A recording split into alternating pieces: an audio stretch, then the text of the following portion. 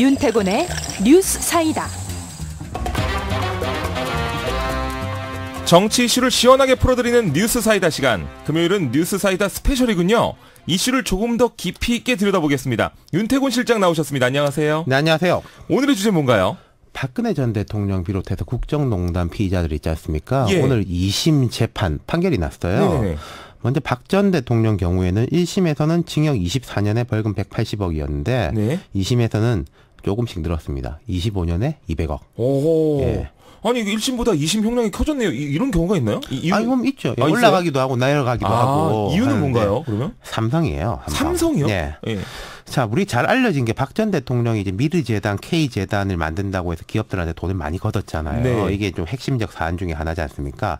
애초에 특검은 이 부분을 뇌물로 규정했습니다. 근데 뇌물이라는 거는 대가성을 바라고 돈을 먼저 주는 거거든요. 네. 너 이거 잘 부탁합니다 하면 돈 주는 거예요. 근데 기업들 주장은 미르재단, K재단에 돈 낸 게 청와대가 우리 불러가지고 내라고 하니까 네. 이거 안 내면은 뭐 해코지 당할까봐. 그렇죠. 저 같아도 무서울 거. 저 같아도 무서울 것 같은데. 먼저 주겠다고 한 게 아니다예요. 네. 대체로 수사 과정에서도 보면은 기업이 먼저 준다고 한 건 아니었거든요. 아하. 물론 K재단, 미르재단 돈 거둘 때 박 전 대통령이 기업 오너들을 독대하고 그 자리에서 뭐 추상적이나마 불편한 게 있습니까? 네. 물어보고 이런 것을 특검은 뇌물의 고리로 본 거지만은 법은 그걸 인정하지 않았어요. 그러니까 그냥 뺏어간 거다. 예. 이렇게 본 거죠. 그런데 왜 삼성만 문제가 되나요? 삼성은 미르재단, K재단에 그치지 않고 플러스 알파가 있었습니다. 아하. 그러니까 미르재단, K재단 부분은 삼성에 대해서도 무죄가 나왔는데 그 동계 스포츠 영재센터라고 그 장시호 씨 지금 이제 많이 잊으셨을 건데 네. 그 장시호 씨가 최순실 씨의 이제 지시에 의해서 만들었다는 거 여기는 삼성만 들어간 거예요. 그리고 그 말도 있지 않습니까? 예. 법원은 이걸 뇌물로 인정을 한 거죠. 그러니까 삼성그룹 내에서 이재용 부회장이 이건희 회장으로부터 이렇게 승계를 받는다 이런 포괄적 현안이 있었고 이를 두고 박 전 대통령과의 사이에 묵시적 청탁이 존재했다 판단을 한 건데 그 대표적인 경우로 본 게 삼성물산하고 제일모직이 합병하는데 국민연금이 대주주거든요. 예. 찬성을 했지 않습니까? 네. 근데 그걸 이제 박 전 대통령의 지시 승인이 있었다고 본 거예요. 다만 그 삼성이 K스포츠재단, 미르재단에 낸 출연금은 다른 기업들처럼 뇌물로 보기 어렵다 이렇게 본 거고요. 네, 그렇군요. 그 1심에선 동계스포츠 영재센터 후원금을 뇌물로 그러니까 안 받다는 얘기인 거죠? 그렇죠. 그러니까 이 영재스포츠재단이라는 것도 최순실, 장시호 이 사람들이 먼저 만들어가지고 삼성에다 돈 내라고 한 거니까 뇌물로 보기 어렵고 그리고 이재용 부회장과 승계 작업하고 직접적 연결고리를 찾기 어렵다는 게 1심 판단이었는데 이게 좀 논란이 많이 됐었죠. 어떤 부분에서 가장 논란이 이게 됐나요? 단순히 볼 때요. 그 돈에 명확한 꼬리표가 안 보일 수도 있습니다. 그러니까 이거 해주세요라고 하면서 이만큼 돈 주는 게 아니라는 거죠. 예.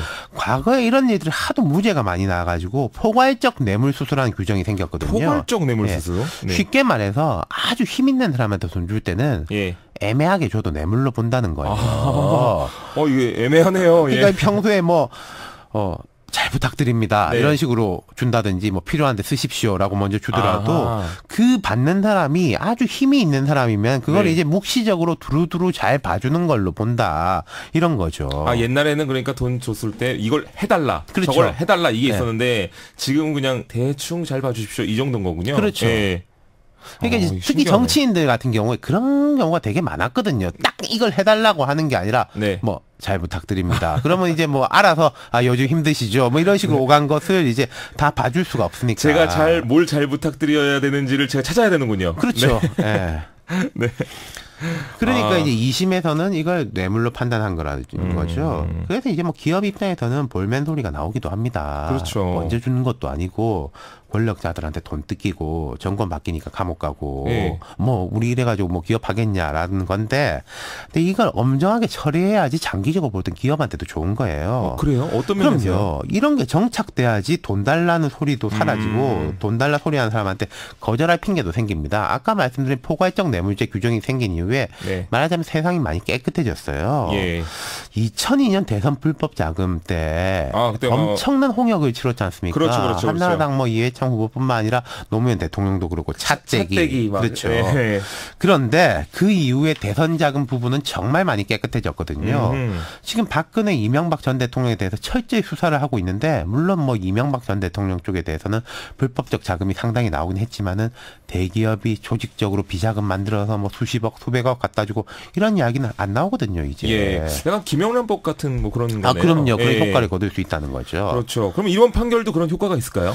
그럼요. 이제 애매한 것들이 사라지는 계기가 될 겁니다. 이런 게요. 다 핑계는 좋은 걸 돼요. 네. 미르재단, K재단이라는 게 명분 자체만 보면 한류, 뭐 이제 한국 스포츠, 예. 문화발전 이런 것을 위해서 기업들이 좀 앞장서 주십시오. 말만 보면 좋은 거잖아요. 네, 그렇죠. 그런데 그 속에 숨겨져 있는 것들이 문제인데 앞으로는 이런 식의 청탁 같은 게 싹 사라지는 계기가 될 수 있을 거란 거죠. 그럼 제가 일반인 입장에서 좀 무식한 질문을 좀 드리면 네. 이런 것 때문에 혹시 진짜 한류나 뭐 진짜 뭐 K스포츠 이런 거를 위해서 발전을 위해서 모금을 하는데 그거는 안 모이면 어떻게 해요? 아니요, 그거는 네. 필요하면은 모이는 거지. 예를 들어서 제가 그 좋은 뜻을 갖고 있다고 해서 대통령이 기업한테 돈 내라고 할 명분도 없고 이유도 없다는 거죠. 정말 필요하면 그 사람들이 알아서 하는 거죠. 그렇군요. 왜 그 대통령이 하냐 이런 이야기인 거죠. 우문이 현답이었습니다. 네. 감사합니다.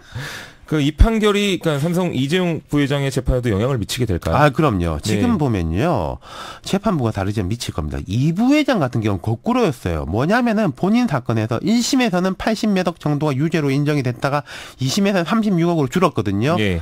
그러니까 이 영재 스포츠 재단 이런 게 많이 빠졌었어요. 그래서 이분이 이제 실형에 집행유예가 붙어서 석방된 건데 박근혜 전 대통령은 오히려 무죄였던 영재 스포츠 재단이 올라간 거예요. 그럼 그 1, 2심의 변화가 거꾸로 된 거거든요.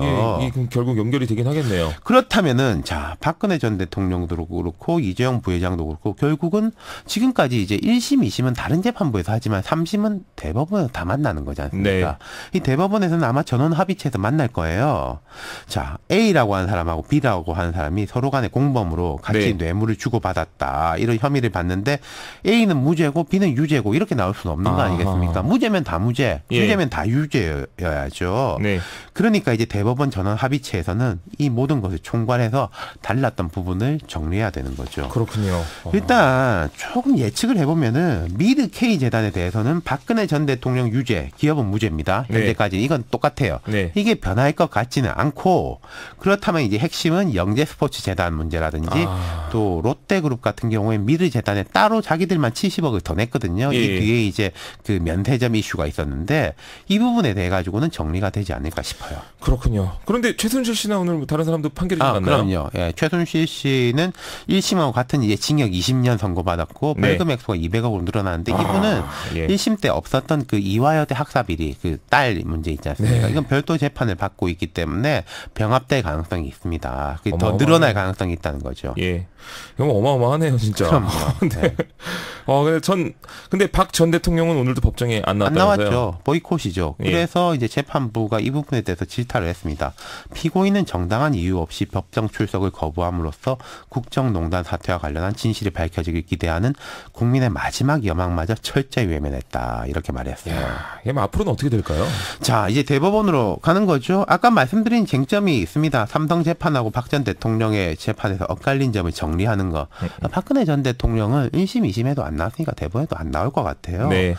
조심스럽게 전망을 해보자면은 1심, 2심의 차이가 대법원에 가려져야 되는데 대법원은 이제 사실관계를 다루는 게 아니라 법률이 맞게 적용됐는지 아닌지만 다루게 되는 건데 네.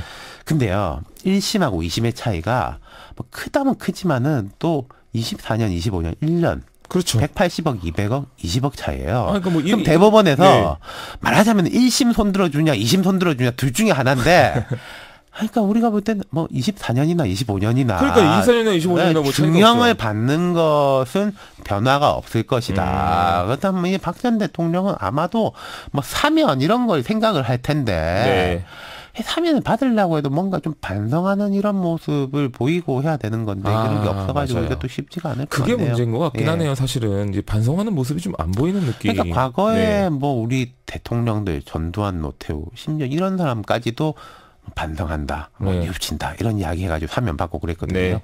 좀 두고 봐야 되겠죠. 알겠습니다. 자, 이렇게 해서 또 지금까지 뉴스 사이다 스페셜 윤태곤 실장이었습니다. 수고하셨습니다. 감사합니다.